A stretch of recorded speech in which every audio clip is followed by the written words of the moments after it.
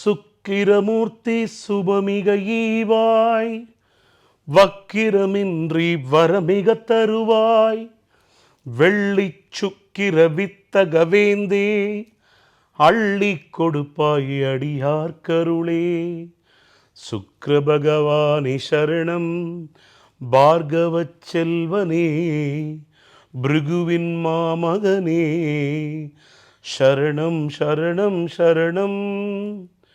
செல்வநிலை மேலும் உயர சுக்கிர பகவானே அருள்மழை தரணும். நம்மளுடைய ஜாதகத்தில் ஒரு முக்கியமான தசை எல்லாரும் ஆவலோடு எதிர்பார்த்து கொண்டிருக்கிறது தசை என்னென்னா சுக்கிர தசை.